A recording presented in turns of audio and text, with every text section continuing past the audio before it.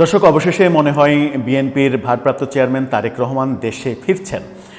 তার দেশে ফেরার দৃশ্যমান কর্মকাণ্ড এবার বোধহয় চোখে পড়ল। কবে নাগাদ দেশে ফিরছেন? ভোটের আগেই দেশে ফিরছেন নাকি ভোটের পরে দেশে ফিরছেন সেগুলো এখনও স্পষ্ট নয়, কিন্তু তার দেশে ফেরানোর যে প্রক্রিয়া, তাকে দেশে ফেরানোর প্রক্রিয়া এবং তিনি যে দেশে ফিরছেন সেই প্রক্রিয়া এখন দৃশ্যমান হচ্ছে। এবং বিএনপির পক্ষ থেকে স্বরাষ্ট্র উপদেষ্টার সঙ্গে বৈঠক, স্বরাষ্ট্র উপদেষ্টার কাছে তারেক রহমানের নিরাপত্তা চাওয়া, এই ব্যাপারগুলো বিভিন্ন সোর্সে খবর পাওয়া যাচ্ছে। তাহলে তারেক রহমান সত্যি ভোটের অনেক আগে ফিরছেন নাকি তফসিল ঘোষণার পরে ফিরছেন, সেটাই বড় প্রশ্ন। সেটা একটু বুঝে ওঠার চেষ্টা করব যে বিএনপি সরকারের সঙ্গে কি দেন দরবার করছে তারেক রহমানের ফেরা প্রসঙ্গে। থাকবেন পলিটিক্স টিভির নিয়মিত আয়োজনে।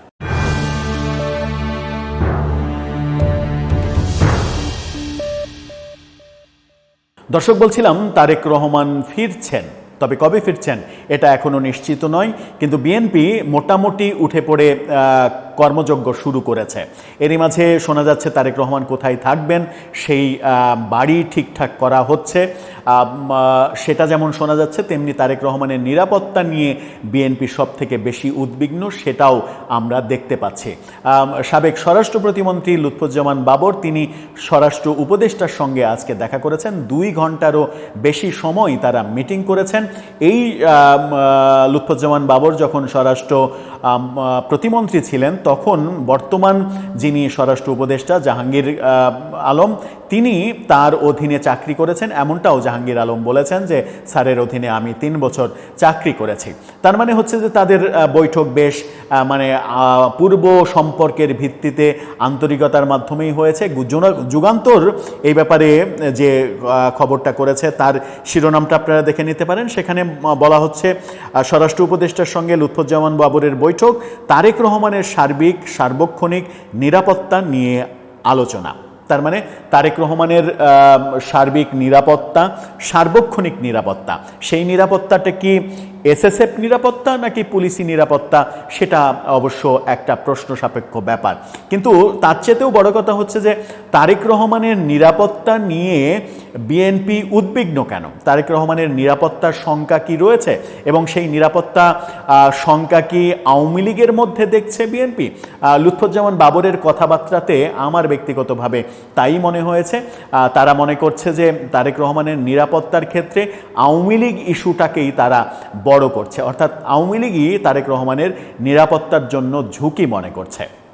আবার অনেকে মনে করেন যে তারেক রহমান যে সময় দেশের বাইরে চলে গিয়েছিলেন এবং যেতে বাধ্য হয়েছিলেন, সেই সময় তিনি নাকি সেনাবাহিনীর কাছে মুসলেকা দিয়ে গিয়েছিলেন এবং সেই সময় থেকে সেনাবাহিনীর কিছু সদস্যের সঙ্গে তার সম্পর্ক খুব একটা ভালো ছিল না। সেটাও একটা কনসার্ন বিএনপির, সেই ব্যাপারেও তাদের একটা ভাবনা রয়েছে। এই আলোচনাও বিভিন্ন দিকে শোনা যায়। কিন্তু লুৎফুজ্জামান বাবরের কথাতে মনে হয়েছে যে নিরাপত্তা ইস্যুতে বিএনপির ভাবনার জায়গাটা মূলত আওয়ামী লীগ। কী বলছেন তিনি যেটা বলছেন সেটা হচ্ছে যে পতিত সরকারের প্রধান শেখ হাসিনা বর্তমানে ভারতে অবস্থান করছেন। তিনি দেশের একটি শিল্পগোষ্ঠী এস আলম গ্রুপের সঙ্গে ত্রয়োদশ জাতীয় সংসদ নির্বাচন বানচালের বৈঠক করেছেন। এস আলম গ্রুপের চেয়ারম্যানের সঙ্গে বৈঠক হয়েছে। সেখানে এস আলম গ্রুপের কাছ থেকে 4,500 কোটি টাকা চাওয়া হয়েছে, এমন তথ্য আমরা এর আগে জেনেছি। এস আলম গ্রুপের চেয়ারম্যান 2,500 কোটি টাকা আওয়ামী লীগকে দিয়েছে ডোনেশন, সেই খবরও গণমাধ্যমে আমরা পেয়েছি। সত্য কি মিথ্যা আমরা জানি না, তবে সেই কথাই তিনি বলছেন তিনি গভীর ষড়যন্ত্র করছেন।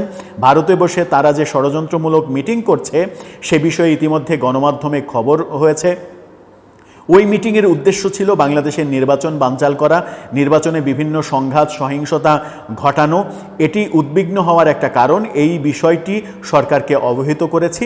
আরও অনেক কিছু আলোচনা করেছি, যেমন বিভিন্ন ধরনের অবৈধ অস্ত্র এবং পুলিশের লুট হওয়া অস্ত্রের বিষয়ে আলোচনা হয়েছে। যেহেতু অবৈধ ও লুট হওয়া অস্ত্র সম্পূর্ণ লুট হয়নি, সম্পূর্ণ উদ্ধার হয়নি, সুতরাং এটা আমাদের আরেকটা উদ্বেগের বিষয়। এই ব্যাপারে আলোচনা হয়েছে। আরেকটি গণমাধ্যম যেটা বলছেন, লুৎফুজ্জামান বাবর বলছেন যে দেশে প্রচুর অবৈধ অস্ত্র আমদানি হয়েছে। এই যে অবৈধ অস্ত্র আমদানির কথা তিনি বলেছেন, সেটা কারা আমদানি করেছে সেটা কিন্তু একটা মারাত্মক ব্যাপার, যে কারা দেশে অবৈধ অস্ত্র আমদানি করলো, দেশ কি জঙ্গিবাদের অভয়ারণ্য হয়ে গেল কিনা। এছাড়া লুৎফুজ্জামান বাবর সম্প্রতি পুলিশের এএসআই সরাসরি নিয়োগের যে ঘোষণা দিয়েছে সেটার বিরোধিতা করেছেন, বলেছেন যে এএসআই যদি সরাসরি নিয়োগ দেওয়া হয় তাহলে পুলিশের মধ্যে অসন্তোষ তৈরি হবে, কারণ কনস্টেবল থেকে এএসআই প্রমোশন পাওয়ার যে সিস্টেম আছে পুলিশে, একটা দীর্ঘ সময় চাকরি করার পরে তাতে কনস্টেবলরা বঞ্চিত হবে, তাদেরকে বঞ্চিত করলে পুলিশে অসন্তোষ তৈরি হবে এবং সেটা পর্যায়ক্রমিকভাবে প্রভাব ফেলবে, কারণ কনস্টেবল থেকে এএসআই থেকে এসআই হয়, ইন্সপেক্টর হয়, ওসি হয়। এই ব্যাপারগুলো মানে এসআই থেকে একেবারে ইয়ে পর্যন্ত হয়, ডিআইজি পর্যন্ত হয়। এই ব্যাপারগুলো নানাভাবে তিনি বলার চেষ্টা করেছেন এবং সেই আলোচনা মূলত আইন শৃঙ্খলা ব্যাপারেই আলোচনাটা করেছেন এবং সেখানে মুখ্য আলোচনা ছিল তারেক রহমানের নিরাপত্তা। এখন তারেক রহমানের নিরাপত্তা, সেই মিটিংয়ে পুলিশ প্রধান উপস্থিত ছিলেন এবং প্রধান উপদেষ্টার স্বরাষ্ট্র মন্ত্রণালয় বিষয়ক বিশেষ সহকারী খোদাবক্স তিনি উপস্থিত ছিলেন। তার মানে এটা একটা ফর্মাল মিটিং হয়েছে এবং সেই মিটিংয়ে তারেক রহমানের 24 ঘন্টা নিরাপত্তা চাওয়া হয়েছে। এখন সেই নিরাপত্তাটা শুধুমাত্র পুলিশি নিরাপত্তা হবে কিনা, সাথে ডিবি এসবি তারা থাকবে কিনা, নাকি এসএসএফ নিরাপত্তা চাওয়া হয়েছে, সেগুলো পরিষ্কার করে বলা হয়নি। তবে এটা মোটামুটি নিশ্চিত করেই বলা যাচ্ছে যে বিএনপি সব থেকে বেশি উদ্বিগ্ন তারেক রহমানের নিরাপত্তা নিয়ে। অর্থাৎ এই সরকারের আমলে তারেক রহমানের নিরাপত্তা, মানে যদি সিঙ্গেল তারেক রহমান থাকেন, যদি তাকে সার্বক্ষণিক প্রোটেকশন না দেয়া হয় তাহলে তার নিরাপত্তা বিঘ্নিত হতে পারে, এই আশঙ্কা বিএনপির রয়েছে। কিন্তু প্রশ্ন হচ্ছে যে প্রফেসর ইউনূস সরকারের আমলে এই আশঙ্কা কেন থাকবে? তাহলে কি তারা আওয়ামী লীগকেই টার্গেট করছে? আওয়ামী লীগ কোনো ধরনের নাশকতা তৈরি করতে পারে, নাকি যে দেশে অবৈধ অস্ত্রের চালান এসেছে বলে তিনি মন্তব্য করেছেন, অবৈধ অস্ত্র আমদানি হয়েছে, সেই ক্ষেত্রে কোনো জঙ্গি সম্পৃক্ততার আশঙ্কা করছেন, সেগুলো ঘোলাটে।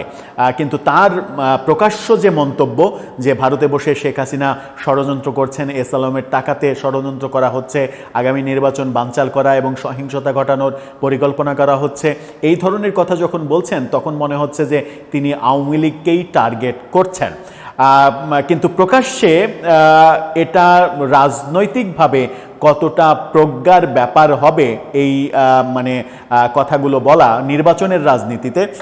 ভোটের রাজনীতি অন্য কথা, আমরা বারবার বলি যে ভোটের রাজনীতি ভিন্ন রাজনীতি, ভোটের রাজনীতি কৌশলের রাজনীতি, যেটা আমরা ডাকসু এবং জাকসুতে দেখলাম। ডাকসুতে কৌশলের রাজনীতি করেছে বলেই শিবিরের একচ্ছত্র আধিপত্য দেখেছি, কিন্তু ছাত্রদল কৌশলের রাজনীতি করতে পারেনি বলেই তাদের বিপর্যয় দেখেছি। জাতীয় নির্বাচনেও যদি বিএনপি কৌশলের মানে ভোটের কৌশলের রাজনীতি করতে না পারে, সেখানেও কোনো দুর্ঘটনা ঘটে যেতে পারে, এমন আশঙ্কা কিন্তু বিএনপির শুভাকাঙ্ক্ষীরাও করছেন। এখন তাদের রাজনীতি ভাবনা তারাই ভালো বুঝবেন।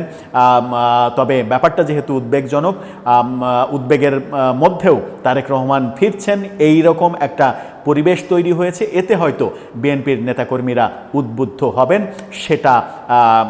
সেটা মোটামুটি মনে করা যেতেই পারে। দর্শক, আপনার কি মনে হয় তারেক রহমান নির্বাচনের আগে ফিরবেন কি এই নিরাপত্তা উদ্বেগের মধ্যে, নাকি দেশের বাইরে থেকেই তিনি নির্বাচন করবেন এবং বিএনপি যদি নির্বাচিত হয়, সরকার গঠন করার মতো সংখ্যাগরিষ্ঠতা পায়, তাহলে তিনি দেশে ফিরবেন? আপনার কাছে কোনটা মনে হয়? আপনার মতামত জানিয়ে লিখতে পারেন আমাদের কমেন্ট বক্সে।